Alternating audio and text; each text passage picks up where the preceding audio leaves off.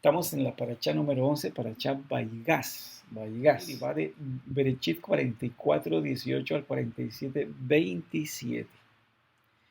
Y hoy pues yo creo que es importante estar revisando ese compromiso que tenemos con el Creador en materia de restauración y cuidado de las almas, ¿no? Obviamente al ser receptores de esa verdad que se nos ha confiado, eh, que en ese nivel, en esa categoría de cada uno, debemos asumir cada uno con responsabilidad. Vamos a basarnos allí en un texto de Berechit 45, versículos 5 y 7. Vamos a revisar esos textos que hablan acerca, obviamente, de Joseph, personaje central aquí en esta paracha. Dice Berechit 45, 5, dice, ahora pues, no os entristezcáis, ni os pese el haberme vendido aquí, pues para preservar vidas me envió el Eterno delante de vosotros. Y dice el 7, dice, y el Eterno me envió delante de vosotros para para preservaros un remanente en la tierra y para guardaros con vida mediante una gran liberación. Sí, entonces aquí nosotros, dentro de este contexto, recordemos, estaba allí con sus hermanos, se da a conocer a sus hermanos, ellos se preocupan, ¿verdad? Se preocupan, se angustian de que sea Joseph, el virrey de Egipto, con el quien habían tratado o venían tratando, y entonces, pues él se da a conocer y ellos pues no caen de su asombro, o sea, ellos quedan totalmente, ¿no? Allí pues en expectativa, ¿verdad? A lo que él pudiese hacer, ¿no? En represalia a lo que años anteriores, aproximadamente 22 años, le habían hecho a él, que fue venderlo como esclavo a Egipto. Entonces, aquí algo que él aclara, le dice a sus hermanos, les dice, no, ustedes no se pongan tristes, ¿sí? No se angustien, por decir así, uh, porque, por haberme vendido aquí a Egipto, ¿no? Porque eh, fue el Eterno que me envió delante de ustedes, o sea, se valió de ustedes para enviarme aquí a Egipto. Ya vean la claridad que tenía aquí Joseph. Joseph tenía una claridad tremenda, ¿no? Él sabía que había un propósito en su vida y él pudo darse cuenta que la venta de él a Egipto estaba dentro de los planes divinos. Y por eso él les dice, ustedes no fueron los que me enviaron aquí, fue el Eterno el que me envió aquí, ¿verdad? Delante de ustedes. ¿Para qué? Para preservar vidas, para salvar vidas, ¿sí? Entonces veamos esa visión, ese panorama tan tremendo que tenía Joseph ahí, ¿no? Y en el 7 dice, y el Eterno me envió delante de vosotros para preservaros un remanente en la tierra y para guardaros con vida mediante una gran liberación. O sea que aquí él les da la seguridad de que pues todo esto lo hace el Eterno para no solamente salvar a Egipto, sino salvar también a toda su familia, como más tarde nosotros lo podemos ver, y sobre todo en la parte ya final, cuando muere Jacob, ¿verdad? Él también vuelve a afirmarle esto a sus hermanos, porque ellos llegan ahí ya preocupados de que el papá murió y ahora sí va a tomar represalias, pero entonces él les vuelve allí a reafirmar esto mismo. Entonces, veamos aquí en resumen lo que acontece en la vida de Joseph. Después de experimentar todo tipo de rechazo por parte de sus hermanos, es enviado al exilio y es precisamente este factor lo que lo hace no solamente salvador de Egipto, sino de toda su familia. Ahora, yo creo, estoy convencido que cuando el Eterno empieza con uno, ¿sí? Sea hombre, sea mujer, de alguna familia, algo que inicialmente nosotros experimentamos es como rechazo, ¿sí? Rechazo, la no aceptación de ese cambio de rumbo, sobre todo ese cambio de rumbo espiritual, eh, eh, el ser apartado, el ser inclusive hasta perseguido, el ser mal juzgado, todo eso lo hemos experimentado, ¿sí? ¿Y es por qué? Porque hemos hecho como un giro de 180 grados. ¿sí? Ya nos hemos vuelto del paganismo, nos hemos vuelto de la religiosidad, de la tradición, y ahora pues estamos encaminados en la verdad. Entonces, hemos experimentado eso de alguna manera, ¿sí? De parte de la familia, ¿verdad? Algo de esto, ¿sí? De rechazo, algo de ser apartados, de no ser considerados, y yo creo que esto hoy día sucede. Yo creo que en este tiempo de fiestas paganas, eh, no hay invitaciones ya, ¿no? Ya, ya no tenemos invitaciones de ninguna índole, porque ya saben cuál es nuestra posición al respecto de todas estas fiestas. Cuando digo paganas, es religiosas, es culturales, etcétera, etcétera, que ustedes saben que pues no dejan de ser tradiciones de los hombres, inventos, ¿verdad? De los hombres, inventos de inclusive la religión tradicional. Y obviamente ya no tenemos parte ni arte en todos estos eventos. Ah, en estos textos vemos que la visión de Joseph es clara al afirmar que el Eterno mismo, ¿verdad? Fue el que lo envió valiéndose del rechazo y odio de sus hermanos, pero que todo ayudó para que el propósito del Eterno se cumpliese en él al hacer de sus sueños una realidad. Entonces aquí obviamente él tenía ahí algo que lo sostenía y era la esperanza de ver esos sueños realizados. Sí, eso fue lo que prácticamente lo mantuvo a él con todas esas pruebas y cosas que sufrió en Egipto. ¿Sí? Cuando estuvo en la cárcel, cuando fue asediado por la esposa de Potifar, ¿sí? Todas las penurias como serviente que tuvo que pasar, ¿no? Entonces, algo que lo tenía él en pie fue esa esperanza de que esos sueños no eran sueños de él, sino sueños del Eterno, y que tarde o temprano se harían una realidad. Entonces, aquí podemos decir hasta qué punto entendemos que si hemos sido reconciliados con Dios. ¿Sí? Mediante el conocimiento de la obra del Mesías tenemos esa responsabilidad de traer con nosotros esa salvación a nuestro círculo familiar y de amigos. ¿Sí? Entonces traigo aquí, ¿verdad? Digamos la vida de Joseph como la punta de lanza, por decir así, de una salvación tanto para Egipto como para su familia. ¿Sí? Entonces, aquí, ¿hasta qué punto entendemos nosotros, verdad? Esa responsabilidad que tenemos, ¿hasta qué punto? Nos sentimos cómodos, ¿sí? Porque ya conocemos la verdad y bueno, estamos allí en el camino, ¿verdad? De la Torá, de las misbot, de las fiestas del Eterno, de la dieta bíblica, etcétera. Sí, o sea, todo eso está muy bien y bendito sea el Eterno que nos dio luz y nos dio la capacidad de asimilar, de comprender y de obedecer. Pero ¿qué de nuestra familia? ¿Qué de nuestro círculo de amistades? ¿Qué de esas personas que conocemos? ¿Qué de el mundo que nos rodea? O sea, ¿qué de ellos? ¿Sí? ¿Qué de ellos? Veamos que yo se desclaro aquí al decir, vea, para traer una gran liberación o una gran salvación.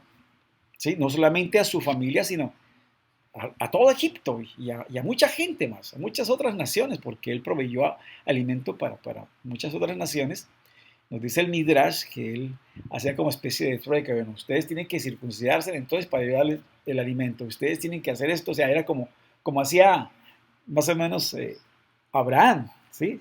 Recordemos que Abraham era muy bondadoso, daba alimentos, invitaba a la gente que pasaba por allí, por el desierto, les daba para que se hidrataran y todo eso, pero cuando ya les compartía y todo eso y decía, bueno, ahora vamos a darle gracias al Eterno, y ellos se negaban, entonces él les cobraba. ¿Sí?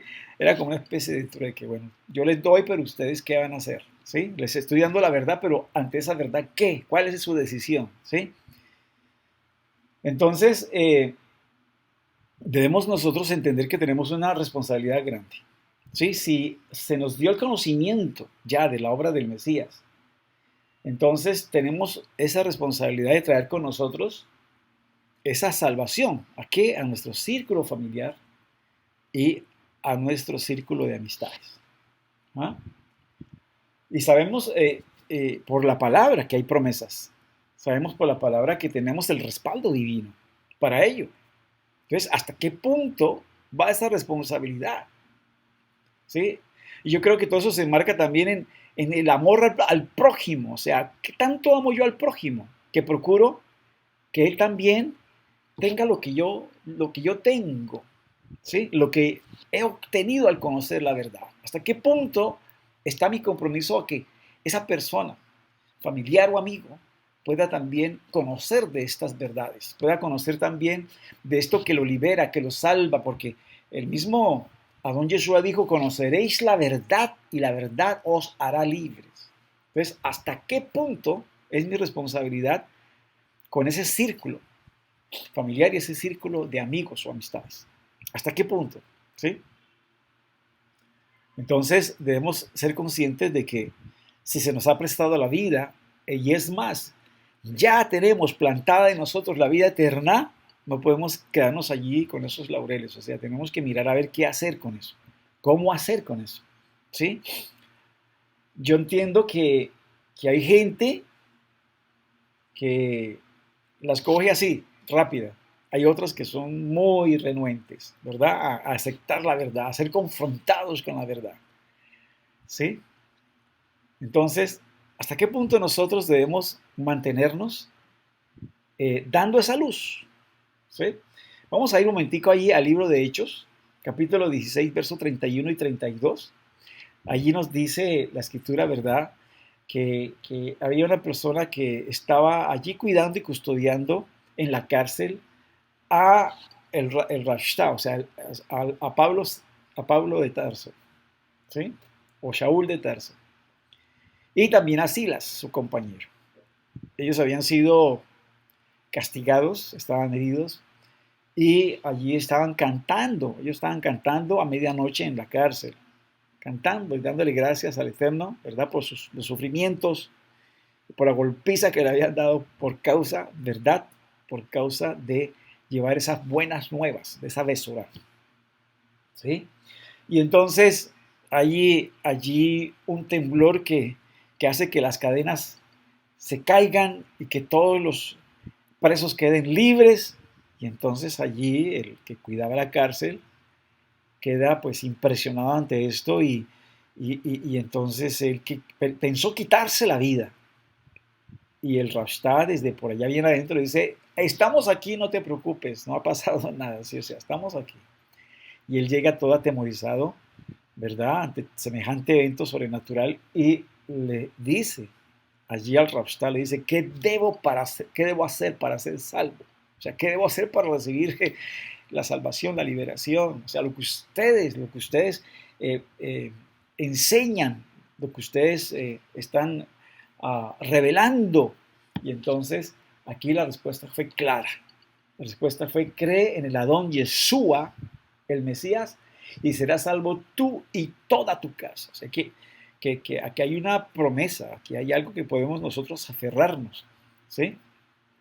Ahora, esto no es algo digamos, simplemente creerlo. ¿Sí? Hay que creerlo con fe obediente. O sea, que hay ciertos procesos que hay que llevar para que también la familia pueda ser salva. ¿Sí? Porque aquí está la promesa, sí, pero entonces también está el mecanismo. Y dice el verso 32, y le hablaron la palabra de Adonai a él y a todos los que estaban en su casa. Entonces veamos allí que no solamente es creer, sino también el hacer, o sea que hay que hablar, hay que enseñar la verdad, ¿sí? Tenemos que tener ese compromiso. Y dice allí la escritura que cómo se corrige el pecado con misericordia y con verdad, así se corrige el pecado. Y nosotros sabemos que en el paganismo hay pecado, nosotros sabemos que todos hemos sido pecadores, entonces ¿cómo se corrige una persona de su pecado? Con misericordia y con verdad. ¿Qué significa eso?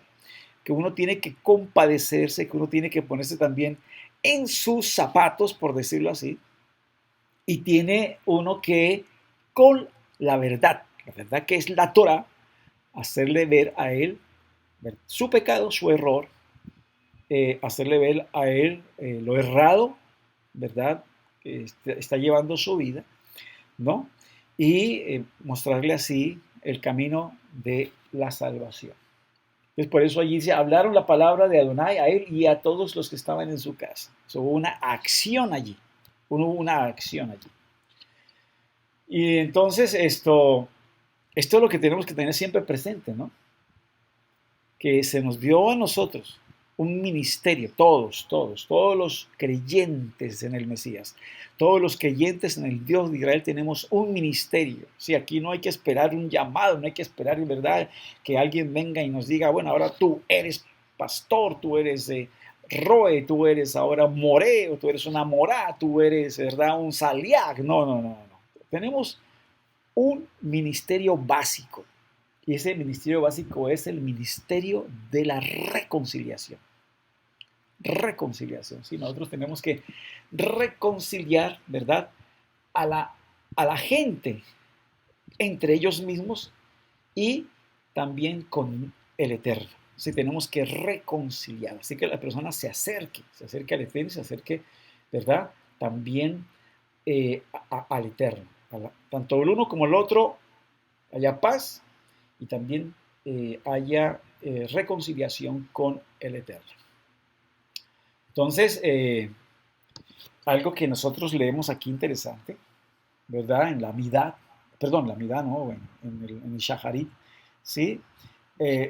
Dice lo siguiente, y esto me gusta mucho, dice aquí, estas son las cosas que una persona hace y come de sus frutos en este mundo, y su usufructo permanece para esta en el mundo por venir. Vamos a ver cuáles son. Y estas son: respeto de padre y madre. O sea, aquí honrar a padre y madre. Actos de amor, dice aquí. Y la hospitalidad con los huéspedes. Es un hospitalario. Visitar a los enfermos. Levantarse para ir a la sinagoga, Bet Knesset o al Beit Hamikdash, ¿sí? Y traer la paz entre una persona y su prójimo, y entre un hombre y su mujer. Entonces yo veo aquí, ¿verdad?, un ministerio o un servicio de reconciliación, ¿sí? Aquí dice que estas son cosas que una persona hace y que recibe fruto en este mundo, y su fruto, o sea, su recompensa, será en el mundo por venir aún mayor. Entonces, en esto debemos nosotros, obviamente, abocarnos, en esto debemos nosotros emplearnos, ¿sí?, en todas estas acciones, ¿no?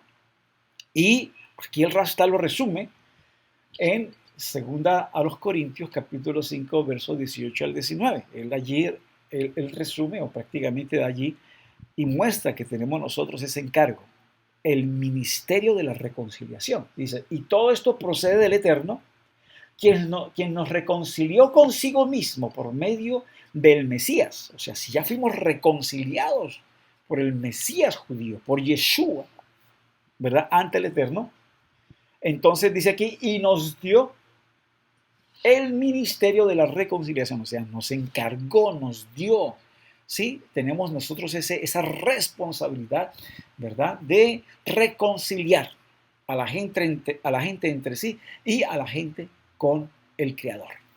Pues eso ya es algo básico que tenemos, es algo que no podemos escapar, o sea, es algo que es como si supieras que un remedio, ¿verdad? Si un remedio cura cierta enfermedad, tú no te lo puedes guardar. Tú tienes que compartir eso, o sea, tú tienes que hablar cuál es el remedio. Tú no te puedes quedar con esa fórmula. Hay que compartir porque es una fórmula que va a traer curación a las personas enfermas. Entonces, más o menos es lo mismo. Ya tenemos nosotros nuestra cura, ya hemos sido reconciliados con el Eterno, entonces tenemos que procurar esa cura de la gente con el Elohim único y verdadero, el Elohim de Israel. Y aquí nos dice el 19, a saber que el Eterno estaba en el Mesías reconciliando al mundo consigo mismo, no tomando en cuenta a los hombres sus transgresiones, y nos ha encomendado, aquí está claro, a nosotros la palabra de la ¿qué? Reconciliación. Nos ha encomendado a nosotros la palabra de la reconciliación. Entonces vemos ahí muy claramente lo que decimos en la oración de Shaharit, que estas son las cosas que tienen su recompensa en este mundo, pero su fruto final será en el mundo por venir. Entonces, ¿qué hacer? Pues obviamente ser una persona hospitalaria, ser una persona que visita a los enfermos, ser una persona que se entrega, ¿verdad?, a amor a hacer buenas obras, una persona que honra padre y madre. O sea, son cosas que tenemos que hacer y enseñar también. No solamente hacer, sino enseñar a la gente, porque esto es lo que falta hoy día. Vemos nosotros cómo las familias, los hogares, las parejas están hoy día, están en un caos, ¿sí? Y tenemos nosotros que buscar eso, la paz, la reconciliación entre el prójimo y entre el prójimo y el Creador. Entonces, ¿qué herramientas tenemos para este fin? ¿Qué herramientas tenemos para este fin? Tenemos que preguntarnos. Bueno, lo primero que tenemos nosotros es la Torá. Eso es lo primero que tenemos nosotros, la Torá. La Torá son los 5 primeros libros que encontramos en la Biblia: Génesis, Éxodo, Levítico, Número y Deuteronomio. A eso se le dice Humash, porque viene de Hamesh, que significa 5. Viene Humas, en un Humas, es porque tiene los 5 libros de la Torá. Y eso nosotros lo tenemos, ¿verdad?, como algo que se recibió divinamente. Moshe Rabenu, Moshe, nuestro maestro, recibió divinamente, del Eterno, directamente del Eterno. Lo pasado, lo presente y lo futuro está escrito ahí. ¿Y por qué la Torá? ¿Por qué necesariamente la Torá? Porque el mismo rabino Saúl de Tarso, o el apóstol Pablo, como se traduce, escribió en la carta a los de Italia que es a través de la Torá, así lo dice, es el conocimiento del pecado. O sea, a través de la Torá nos ejercitamos para saber qué es bueno, qué es malo, qué es luz, qué es tiniebla, qué es santo y qué es profano, a través de la Torá. Vamos a ver el texto. Lo encontramos ahí en la carta a los de Italia, o Romanos capítulo 3, verso 20. Espero que ustedes me estén siguiendo allí con sus escrituras. Me gusta constatar con las escrituras. Dice, porque por las obras legalistas y mala interpretación de la Torá, ningún ser humano será justificado delante de él. Pues por medio de la Torá viene el conocimiento del pecado. Ahí está claro. Esta es una traducción aquí mucho más acorde, ¿verdad?, al contexto hebreo. Entonces vuelvo y repito, allí dice, porque por las obras legalistas y mala interpretación de la Torá, ningún ser humano será justificado delante de él. Pues por medio de la Torá viene el conocimiento del pecado. O sea, aquí entendemos nosotros que la Torá está señalando lo que es bueno, lo que es malo, lo que es profano, lo que es santo, lo que es luz, lo que es tiniebla. Y es importante enseñar, ¿verdad?, lo que es Torá.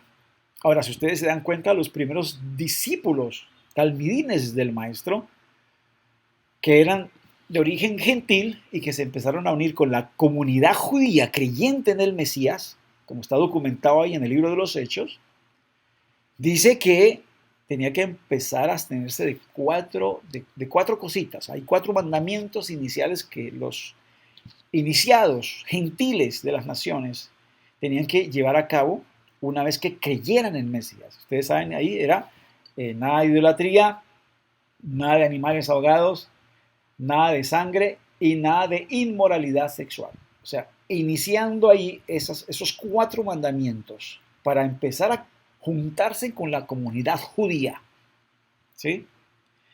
Y se añade allí, eso está en el capítulo 15, verso 19 en adelante, lo pueden ustedes leer. Se añade ahí porque fue orden del Ruaj HaKodesh, orden del Espíritu Santo.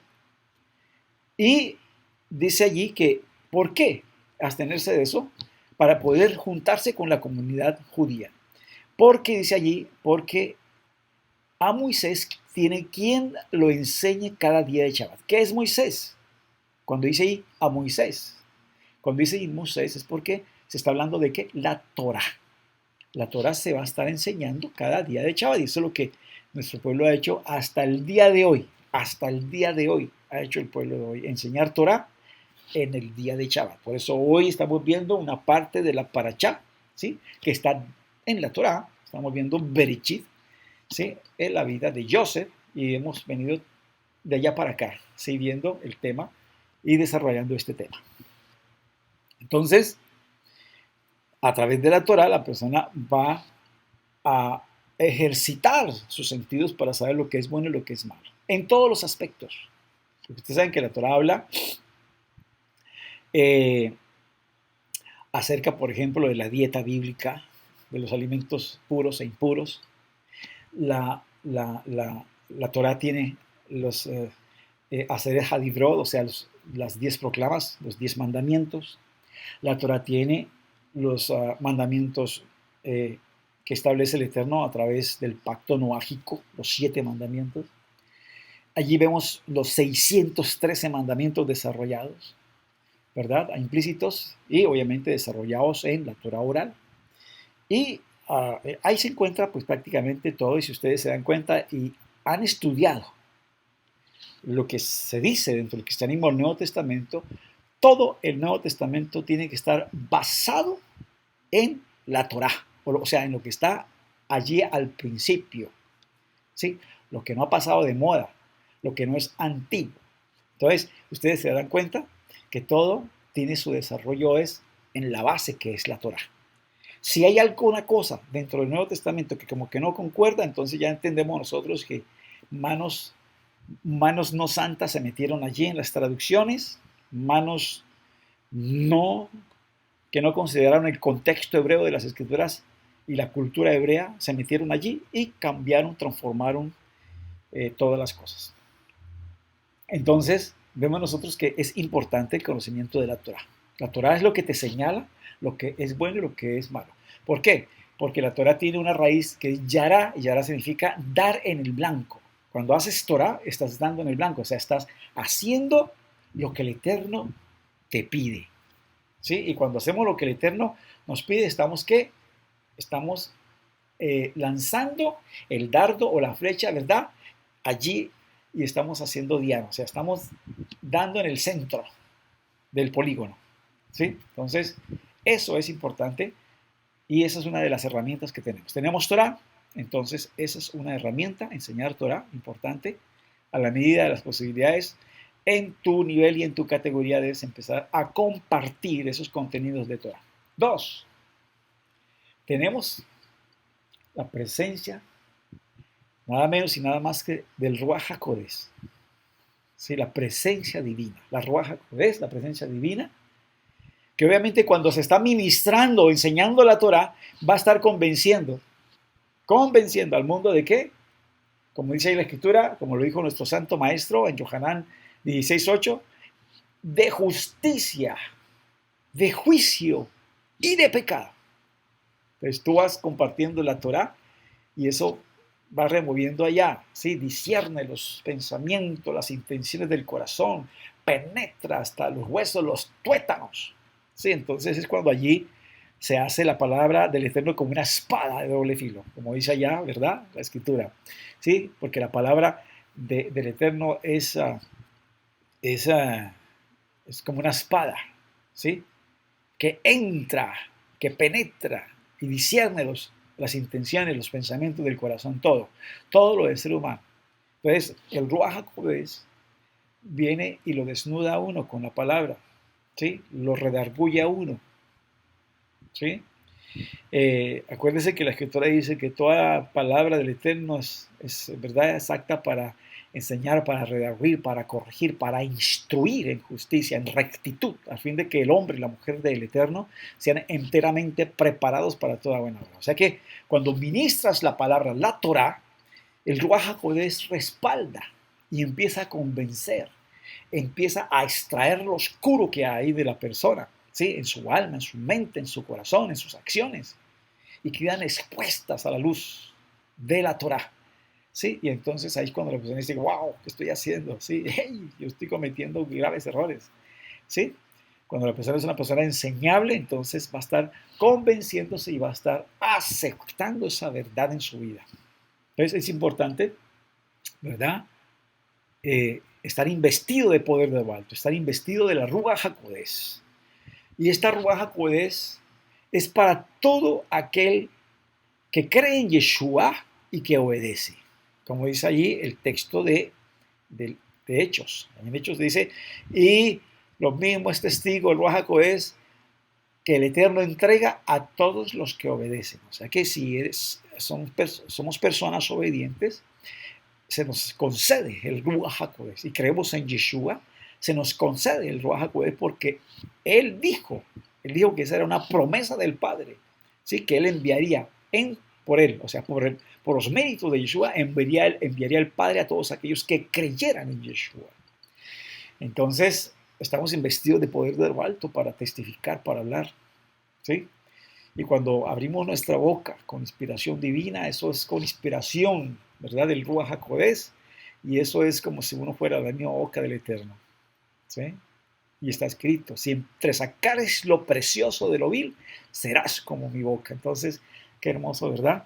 Es poder hablar con inspiración y saber que cuando hablamos Torah, está respaldado por Ruach HaKodesh, y el Ruach HaKodesh va a convencer a la persona de justicia, porque tiene que empezar a hacer las cosas correctamente, de pecado, porque le va a redarguir, ¿verdad? Y le va a mostrar los errores, el pecado, la maldad, la iniquidad, ¿sí?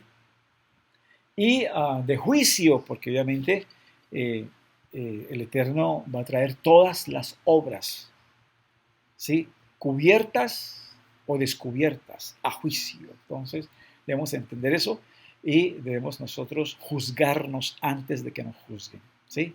Juzgar nuestras acciones, nuestros pensamientos, nuestras intenciones y mirar si están alineadas con la voluntad divina.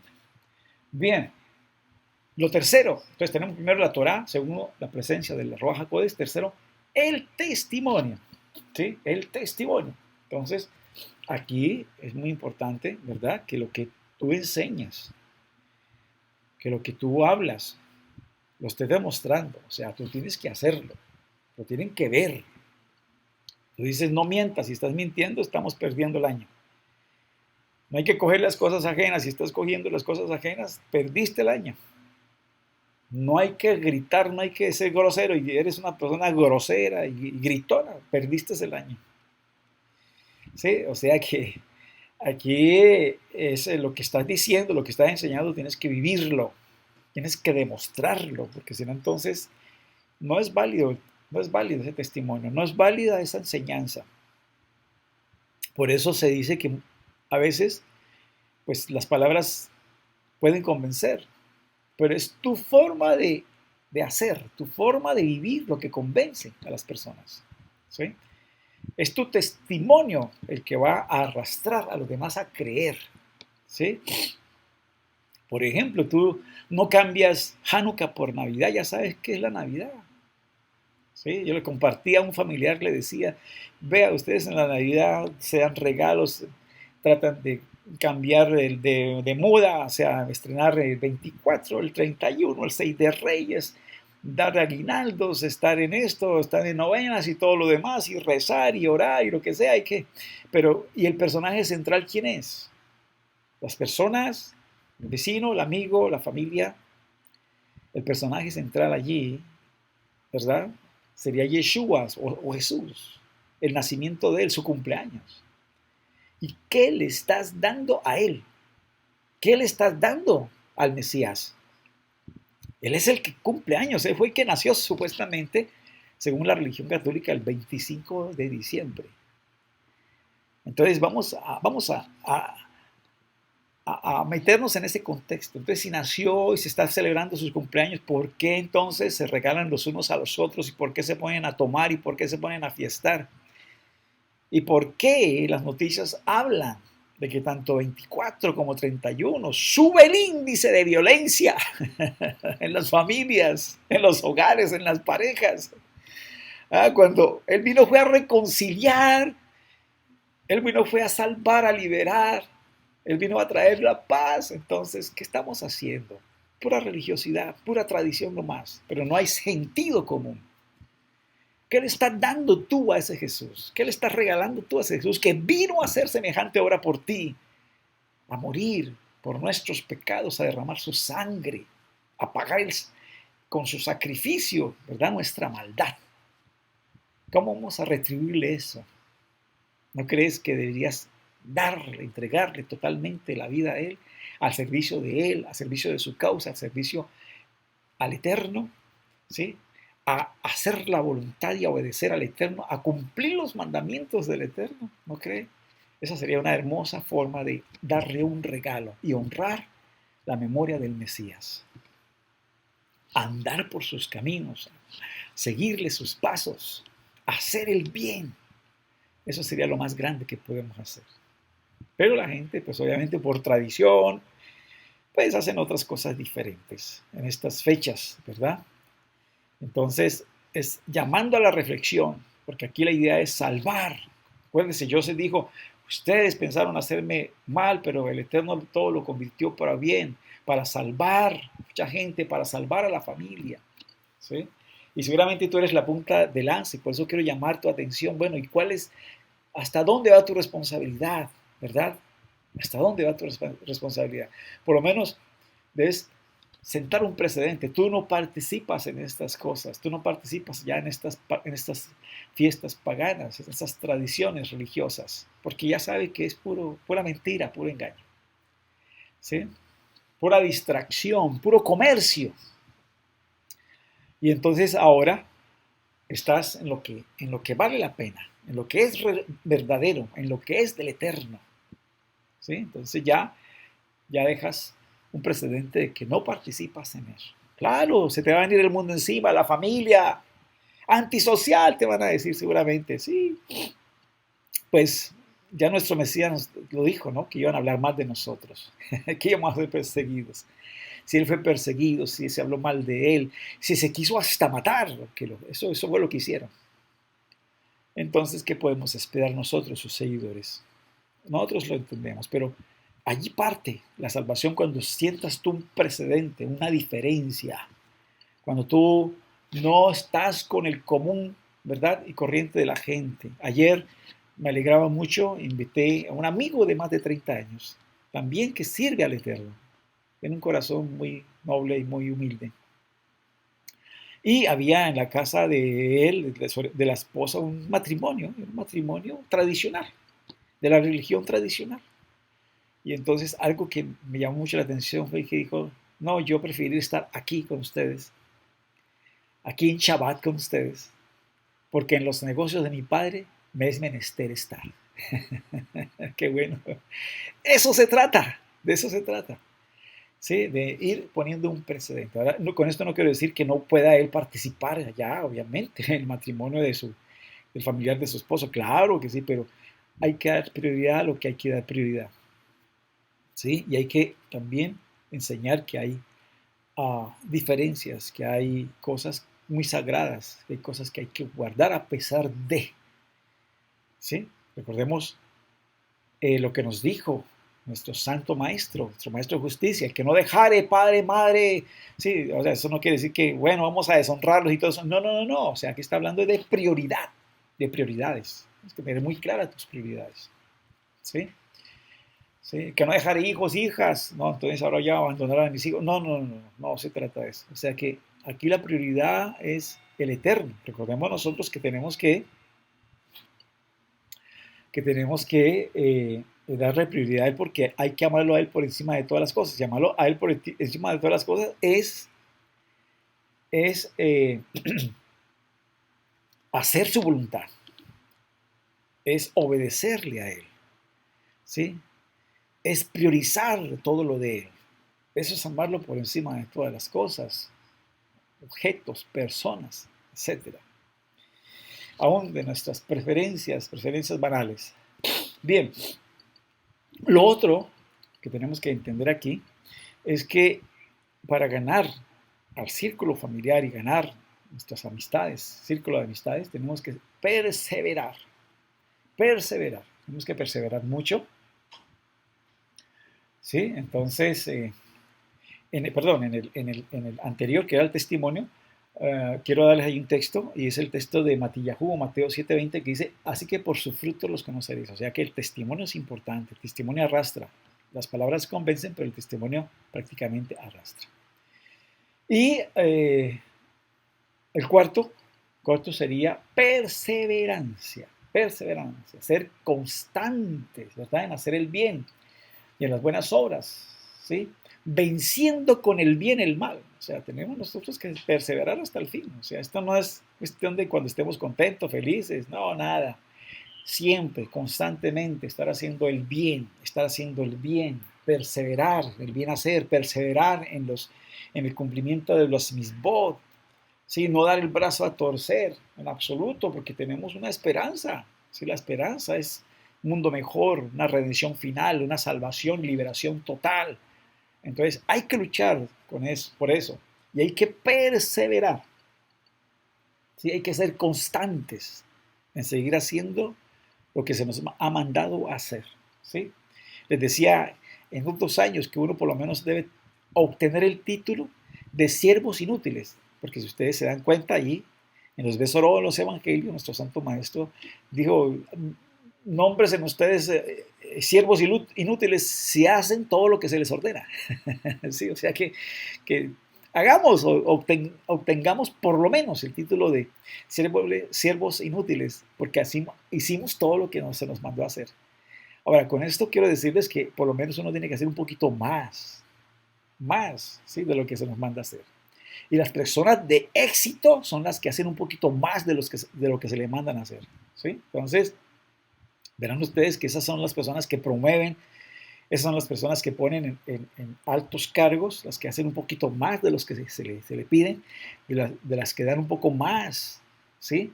De lo que pueden dar, ¿sí? Aquellos que, por ejemplo, ¿sí? Así en forma práctica, van allá a la cocina y ven los trastos y no lavan únicamente su trasto que ensució, sino que agarran y empiezan a lavar todos los trastos, no hay ningún problema.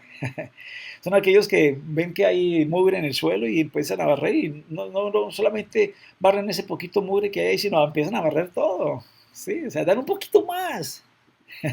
No son aquellos que están allá lavando ropa y de pronto pues sí, lavaron solamente su ropita y ya no, sino que bueno, hay más para lavar, ¿qué más hay que hacer? O sea, son aquellos que pueden hacer un poquito más, pueden ir una milla más, 1 kilómetro más, los que tienen éxito. Entonces, es hacer el bien, es perseverar haciendo el bien, es vencer con el bien el mal. Dice Primera de Tesalonicenses 1:3, teniendo presente sin cesar delante de nuestro eterno y Padre vuestra obra de fe, ¿sí? Teniendo presente y sin cesar delante de el Eterno, vuestro Padre, vuestra obra de fe, vuestro trabajo de amor y la firmeza de vuestra esperanza en nuestro Adón Yeshua el Mesías. O sea, aquí se nos exhorta, ¿sí? A sin cesar, nosotros mantengamos firme esa obra de fe obediente, ¿sí? De ese trabajo en amor, ¿no? Y manteniendo firme esa esperanza de que nuestro Adón Yeshua HaMashiach volverá por segunda vez, ¿no? A redimir y a salvar todo lo que está aguardando su pronta venida. Muy bien. Y por último, punto 5 es no buscar el propio provecho. Entonces ahí yo les decía a ustedes, ¿verdad? Que esto no es para buscar uno su propio provecho. ¿Provecho de qué? No, aquí al contrario, hay que compartir. Tenemos la solución, tenemos el remedio. Entonces hay que ¿qué? Compartir ese remedio, darle esa solución a la gente, darle estas herramientas, darles, ¿verdad? Ellos el consejo, la ayuda. Aquí hay algo importante, es ver la necesidad que tiene la gente y tratar de suplir esa necesidad, ¿sí? Hay necesidades emocionales, hay necesidades físicas, hay necesidades materiales, etcétera. Y aquí el Mesías siempre estuvo supliendo esa necesidad. Al que tenía pecado le dijo, tus pecados te son perdonados. Al que tenía cierta enfermedad lo sanó. Al que estaba endemoniado lo liberó, ¿sí? Al que necesitaba comida le dio comida, etcétera. O sea, y vemos también sus emisarios. Vemos allí a Yohanan, el sumergidor, o sea, a Juan el Bautista. Como decía, el que tiene 2 túnicas del que no tiene, ¿sí? No cobren más de impuesto de que se ordena, etcétera. O sea, abogar con justicia, etcétera. Entonces, Pues de eso se trata. No buscar provecho de todas estas cosas, sino más bien ayudar a la gente, ¿sí? Servir a la gente en sus necesidades. Entonces, a eso quería yo llamarle con esta enseñanza, ¿verdad? Acerca de Joseph. Joseph, ¿verdad? Es un tipo del Mesías. Si ustedes se dan cuenta, hay un paralelo casi preciso de lo que hace Joseph y lo que hace el Mesías, ¿sí? Y entonces vemos que Joseph actuó como tal, ¿sí? En servir no solamente a Egipto como Salvador, sino también al mundo entero y también a su familia.